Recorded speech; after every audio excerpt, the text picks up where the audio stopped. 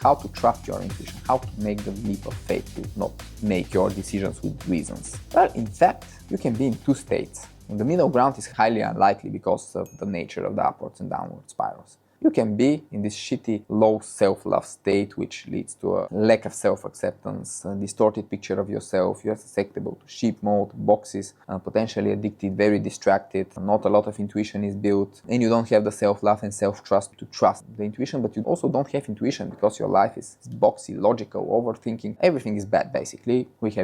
Most of us have been in such places. Luckily, you have defense mechanisms. Some of them are ugly, but they kind of get you out of there. We have flow. And once we get out of this place, we get out, which is what I wish everyone who is in a bad spot, of course. But in this situation, intuition is kind of down and out for a while. And you need to search for it, you need to look for it. But if you don't have flows, intuition will not come back. So first you need flows, and intuition will not usually be the first flow to come. You either fall in love or something more like getting love, empathy, meaning. So you will not trust your intuition, but also you will not have very developed intuition in this moment. On the contrary, if you have a high self-love state, which leads to unconditional self-acceptance, clear picture of yourself, then you not only have real, original, unbiased data of your experience, but your experiences are much more valuable because you are in hunter mode, you do more diverse stuff, more flows, less boxes. When you have less boxes in your life, what do the boxes chase? Well,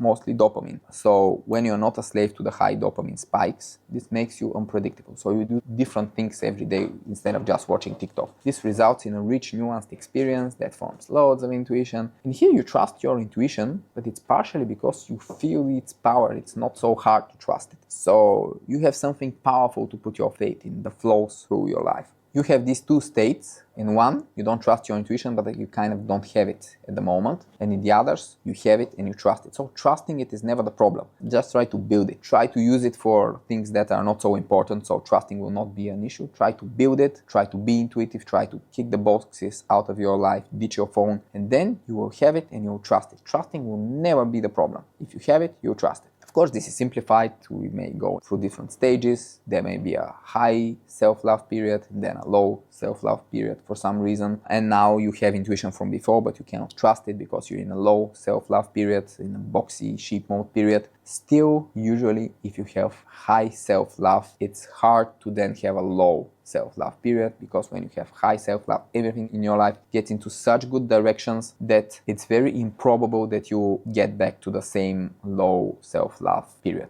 Once you see how beautiful it is to have self-love, you will never want to go back. Not in any case. It will be the last change that you would want for you. So, in theory, possible. In practice, usually not how things work, because self-love is so powerful that you either are stuck in the bad place where you don't have self-love for a long time, or when you have it, you would never want to give it up. The deeper our intuition, the more self-trust and self-love it requires. Making a major life decision without having a logical explanation is a serious leap of faith. Those ideas and decisions are what separates us from the crowd.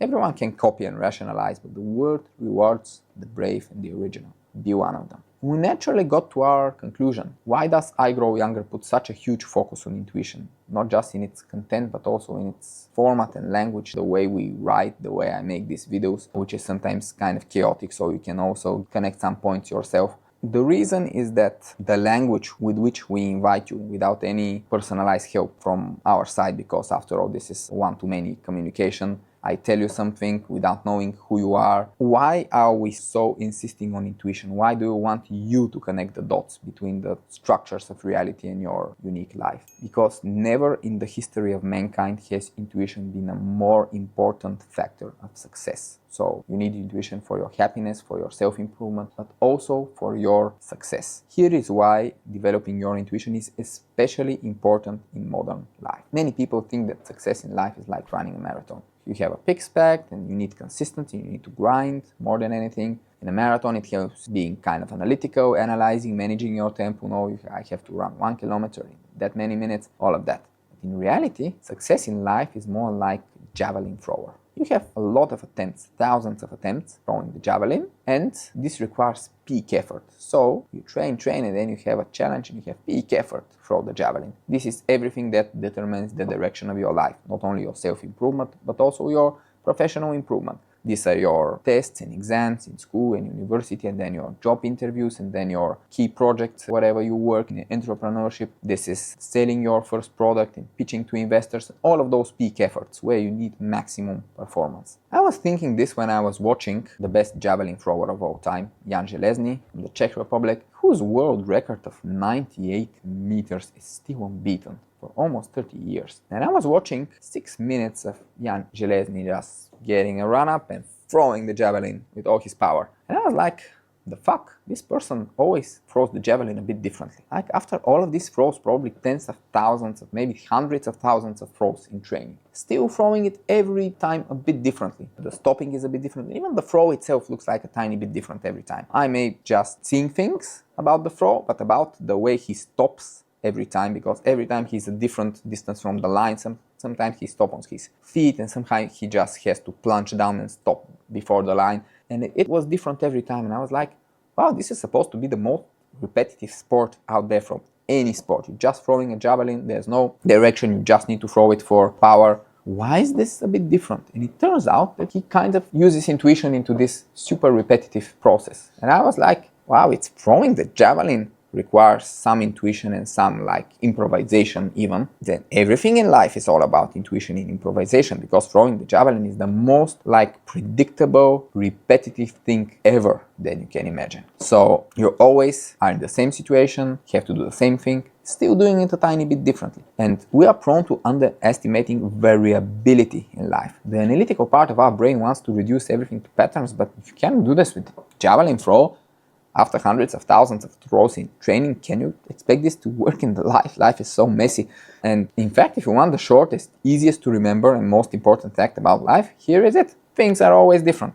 There will never be a situation where this is wrong. Things are always different. There always something changes over time. When we talked about the width of choices in modern life and how intuition is great at covering this width, there is a specific reason. Most people don't aim high enough in life. They don't know what they are missing and they settle for less. If you don't know what it is to be rich and you don't try, well, of course, you stay poor. If you're addicted and have poor health, if you have forgotten what it's like to be healthy, you stop striving for it. So the really important thing in life is to aim high. Aim high in health, in freedom, in money, in what you give to the world, in how well you treat people, in responsibility, in all of the great things, in all of the flows. And when you aim high, I just love this saying about Derek Sivers, who I'm a fan of. He said, if you're not saying hell yeah about something, say no. Now, this is really controversial. Internet is full of articles about this being wrong. But this is because people apply it for the stupidest possible things, such as relationships and marriage. Like, of course, if you don't say hell yeah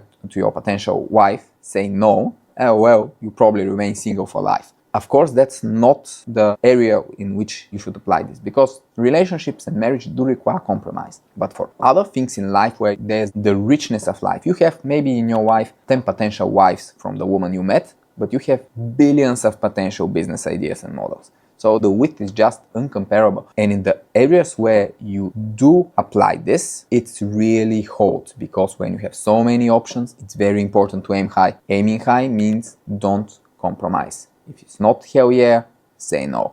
And if you're living according to the I Grow Younger principles, trying to scale and change the world for the better, this becomes great advice. And if you have developed a strong intuition and trust it, it's just part of this intuition. In I Grow Younger, we strongly support your personal quest for freedom, which requires that you scale some kind of business, earn money. Scaling a business idea requires debt, but once you have the right business idea, it will be easy and fun and will not require that much debt, or you will enjoy going to the death because the process will be joyful. But what do you need to choose the right business idea, business model, even industry? You need the wit to feel all possible business ideas so you can explore the ones that you have the right resources for and the ones whose time may have come, because timing is very important in business. But you need to aim high. And the width is possible only thanks to a developed intuition that you trust to get this with, to incorporate it in your head, and then your subconsciousness, your intuition will give you the best ideas. But when you have millions of potential business ideas in your mind, which is the first step to just integrate the width, then it's easy to say yes to the wrong one. And here's where Derek Sivers is saying you should integrate it into your intuition. And if it's not hell yeah,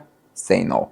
Business is a complex field where your structure, quantity, and vibe intuition solve different parts of your challenges. But it has never been easier to start a business. unprecedented access to free or cheap education and information, combined with the low ambition of most other people who are struggling, crushed by the boxes, looking at TikTok all day, distractions of modern life. They have lost their flows largely, which is all very sad, but the way to fix their lives, to help them, is to help yourself first. And when you help yourself, you'll be able to give to others. And your final critical advantage to be able to make money and then devote your money and freedom earned for something else is the unlimited power of your combined intuition of all kinds. With this power, you are just destined for success. Of course, this is life. Something can always go wrong, but you maximize your chances by living intuitively, integrating the full width of the world into you, and then making fast, intuitive decisions. To summarize, what you need to develop your intuition. You need first self-love and other flows that will help you get rid of boxes in your life. Then you need to accept that you may do things without knowing why. It's no longer scary if you see it works, but that the dots may be connected later. You should ditch logic except for primary logical challenges, as it's tiring and very ineffective for most life choices. You should live your life to the fullest in terms of speed and scale. Don't delay. The more and more diverse experience you gather, the better. And using a framework like I Grow Younger and/or mentors to have a structure where the data points from the experiences go, and share, teach, and help others all along. This helps develop yourself intuitively too. And finally, the thinking I only know what I know created no individual greatness ever. Leaps of faith are not optional. Intuition is not optional. If you want to be great, you have to. And you're already unconsciously using 100% of your brain. The problem is, without intuition, you can only hear the advice of the least capable part of it, the logic one. Just change that, and I'll see you on the other side of endless possibility.